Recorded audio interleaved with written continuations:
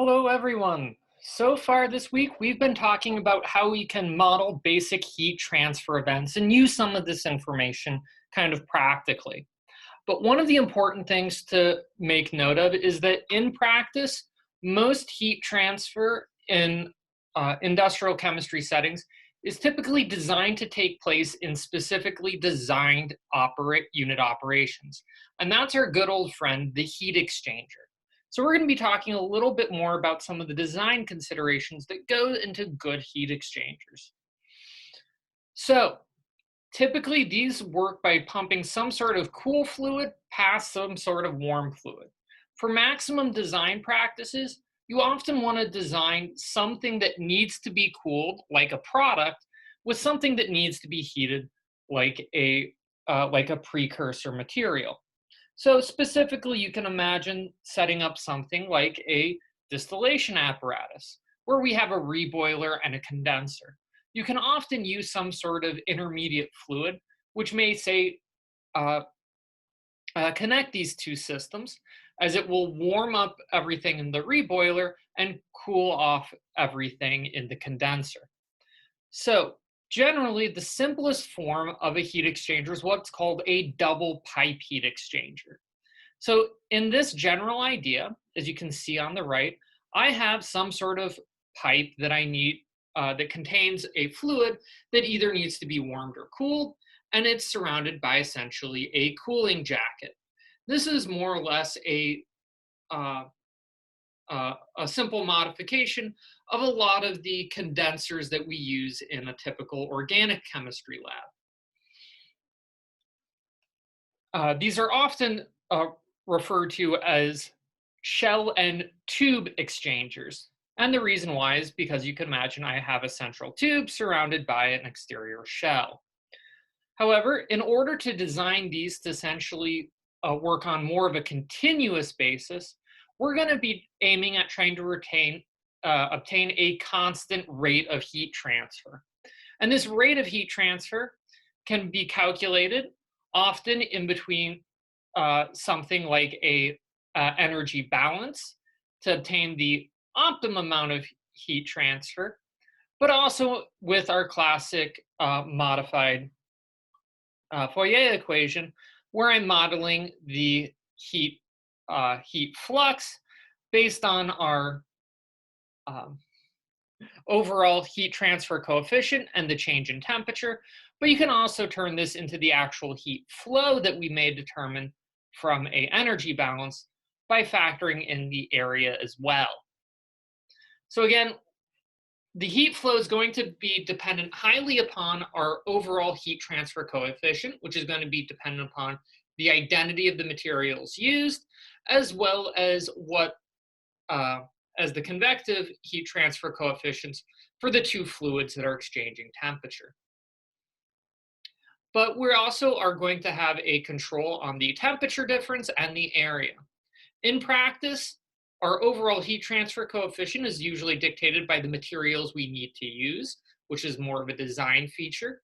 We're usually aiming for, we usually have very deliberate designs on what temperatures we either need to start or end at, such as reactor conditions, or essentially trying to only heat or cool as much as I barely need to for some sort of other chemical reason. So from a design perspective, the feature that we have the most control over is the area. And this is often controlled with things such as the length of the pipe or essentially the diameter. But one of the things we have to watch out for is that most of the times I'm going to be pumping a cool fluid past a warm fluid. And we have to watch out for this temperature difference parameter. And it gets a little bit trickier than the simple models we've used so far. Because it turns out that most of the time, the temperature difference in between 2 points on the pipe is not going to be constant throughout the whole apparatus. So for example, I may have a very hot system flowing in and a relatively cold system flowing out. And so I may have a different temperature difference at my input as from my output. So I need a good way to essentially get a average temperature difference. So just like we did when dealing with pipe systems, we're going to be making use of a logarithmic mean instead of a simple average mean.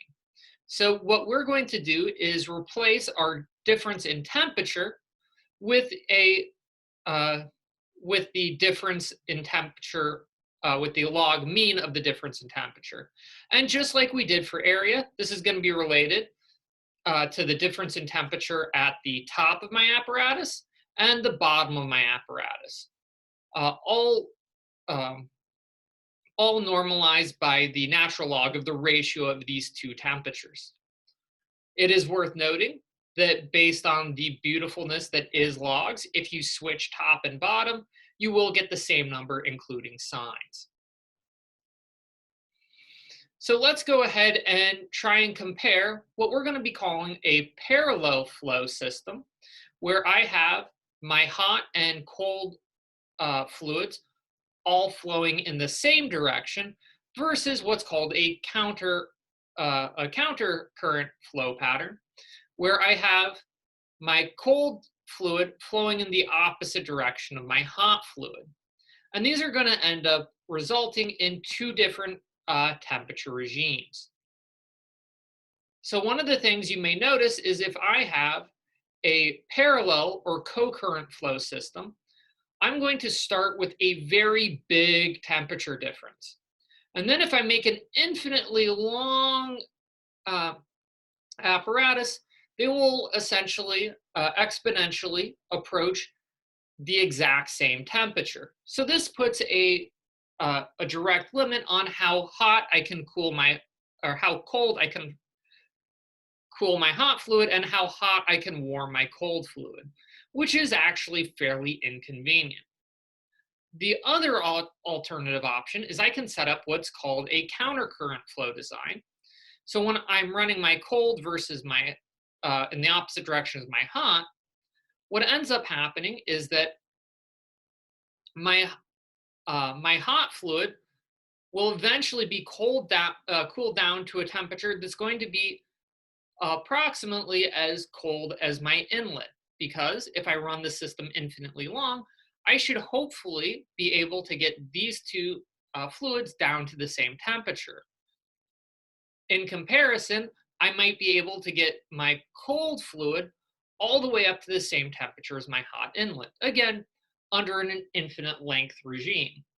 So if I'm really lucky, I should be able to essentially just exchange the temperatures of my two fluids with some additional factors based on the heat transfer coefficients and heat capacities of the systems. But this would be essentially an ideal scenario. In truth, we're almost always going to be a little bit shorter than the infinite long system, but you may notice by the basic designs, we're generally going to want to prefer a counterflow current, as it's usually able to get my my hot fluid colder than I'd be able to achieve with a simple parallel flow system. Now, let's go ahead and try and compare these two systems kind of in a nice numerical head-to-head comparison. So let's say I have two identical systems where my hot temperature, my inlet hot temperature and my outlet hot temperature are the same value in both a parallel and a counterflow system. So I'm going to do this for a system where my inlet hot stream is about 200, and I'm going to cool it down 50 degrees. And my cold stream is about 80 degrees C, and I'm going to warm it up to about 120 degrees. So we have the same goal.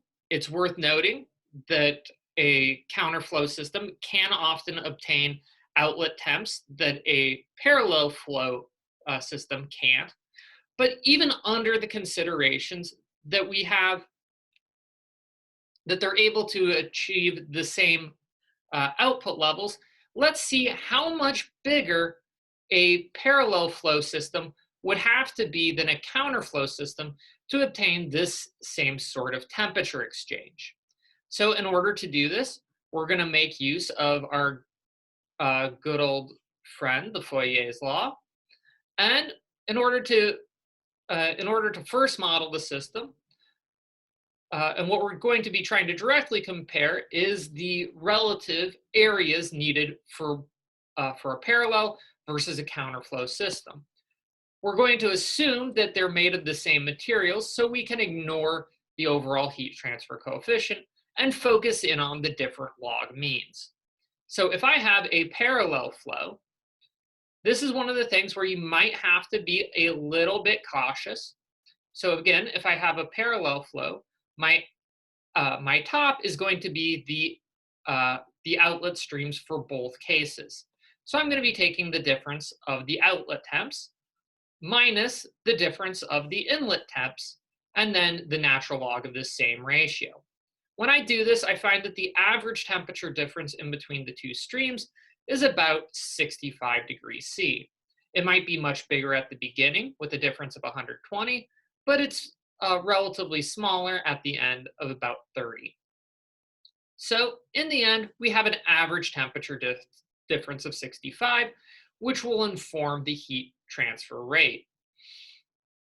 However, if I do the same thing for a counterflow system, now we have to be a little bit cautious because my top is going to be the cold in and the hot out. So I'm going to be taking the difference of my hot in, so my large number first, minus the cold out. So this is going to be a difference of about 80. And then I'm going to subtract it from the difference of my hot in minus my cold out, which is going to be a difference of about 70. So I've got 80 minus 70, so we've got a relatively small difference here. But I also am going to be factoring this by the natural log of the difference too. And again, this should be a smaller number, which as an end result, when we factor it out, gives me an average temperature difference for my counterflow of about 75 degrees C, which is a much higher number than we see for the parallel flow system. So by sheer inspection of the average temperature differences, we're going to find that counterflow systems will always have an average and much higher average temperature difference, which is going to help drive a higher heat flux, because the larger the temperature difference, the more easily the heat transfers, which in this case is exactly what we want. However, we can turn this into a ratio of areas by setting the two Qs equal to each other, assuming they're transferring the same amount of heat. We'll find that the overall heat transfer coefficient drops out, and we get essentially a ratio of the average temperatures. And when we do this, we find that a parallel heat exchanger has to be about 1.15 times larger than a counterflow heat exchanger to get the same sort of transfer. This will change a little bit based on conditions, but overall the same trend almost always holds. So you're going to have to spend a fair bit more to design a you're going to have to have a longer heat exchanger to get the same amount of heat transfer. So again, this is going to often favor a counterflow design if I'm going to make a choice. So let's do a more kind of full direct comparison of heat exchangers. So if I have to choose in between a counter or parallel flow, counter can be much smaller for an equivalent amount of heat exchanger. It can transfer more heat for a similar size, which is going to be related. And most importantly is that it allows a more complete exchange of temperatures. So it gives us design features we simply don't have out of the parallel flow system. The parallel flow, its biggest advantage is mostly that sometimes fluids need to go in the same direction. It's just a design feature. Similarly, you can often get by with some simpler designs on a parallel flow exchanger, which means that occasionally they can be a little bit cheaper.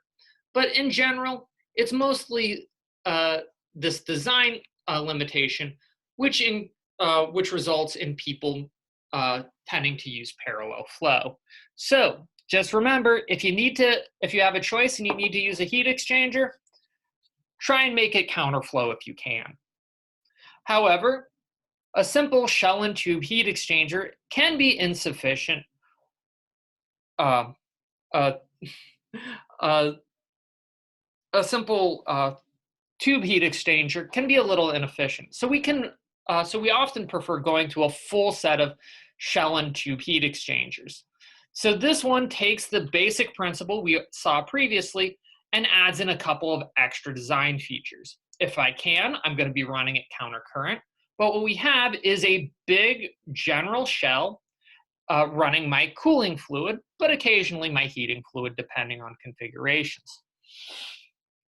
And then I'm going to have a set of tubes. So what I'm going to do is I'm going to take my inner tubes, and instead of having one big tube like I did previously, I'm going to want to try and break it up into a series of smaller tubes, because this is going to massively increase the surface area where heat exchange can take place. And remember, heat flow is directly proportional to area. So by splitting up my tubes, the rate of heat flow goes up greatly due to the drastic increase in surface area. Another feature that you'll tend to run is my cooling or heating fluid. I'm now going to be running past all these extra shells, but instead of having a straight flow running over the whole system, I'm going to run it a little bit more in a haphazard way, going back and forth, breaking up the flow with a series of baffles. This has two major advantages. The first of which is it increases the effective path length. And again, increasing the effective path length relatively increases the effective contact area, drastically increasing the efficiency of the heat transfer system. But it also has a more subtle effect, which is by introduction of baffles, I break up the amount of laminar flow and encourage more complete mixing, which will also reduce the convective limitations of heat transfer, helping encourage a more complete transfer of temperature. So these are going to be the major advantages of the system, is it's all about surface area and less about changing the overall heat transfer coefficient or the temperature component. So again, this is mostly designed about area.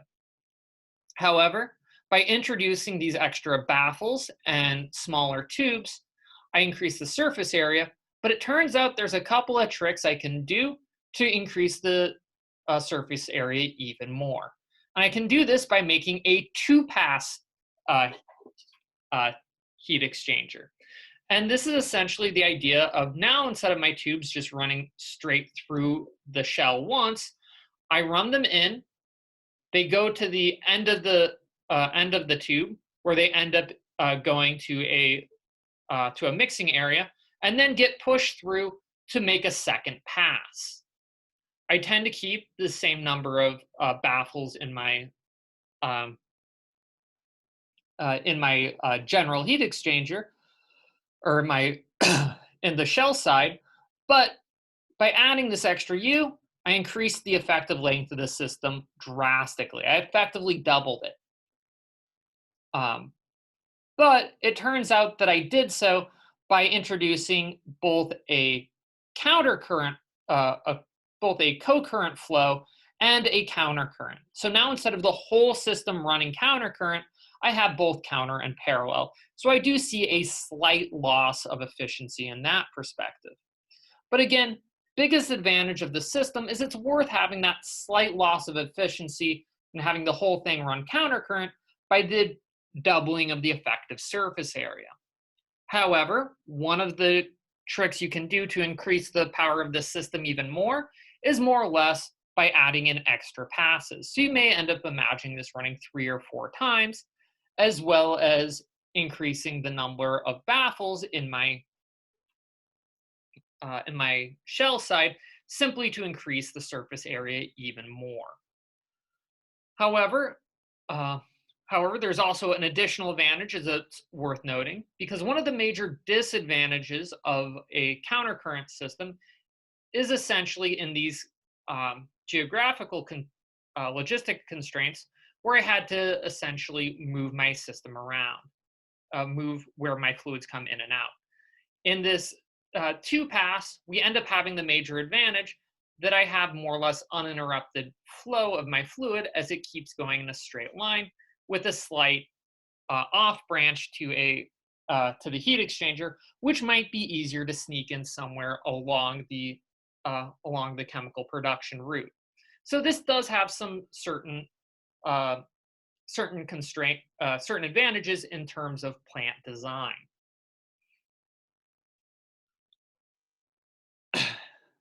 However, it turns out that by adding in these U-joints and baffles, it does tend to make the math for how I calculate heat flow, let's just call it a lot messier. So in practice, what we do is the classic physics approach, we add in an extra fudge factor. So in practice, what we're going to be using for an equation for heat transfer is my heat transfer is going to be related to the effective area of the system, which can be a little bit tricky to model, the overall heat transfer coefficient, and FT, which is going to be an empirical parameter determined by the number of passes. So what this really does is help me figure out this kind of balance of co-current and countercurrent flow, and then again factoring in the average temperature difference. So while this set of equations can be a little bit messier to work with, it does end up giving us a simple way to describe a rather powerful metric, a rather powerful piece of equipment for industrial chemistry design. So if you can, making use of these advanced types of heat exchangers will give you a lot of advantages. And in truth, if you're going to run into a real industrial scale heat exchanger, don't be surprised if it is indeed one of these kinds of shell and tube designs. So now you're aware of how heat transfer is often performed in a real industrial setting. So next time, we're going to be getting back a little bit to the basics on how we can look at the thermodynamic and kinetic limitations of industrial scale processes and what some factors are that we haven't probably addressed in your previous chemistry major courses. Till then, take care.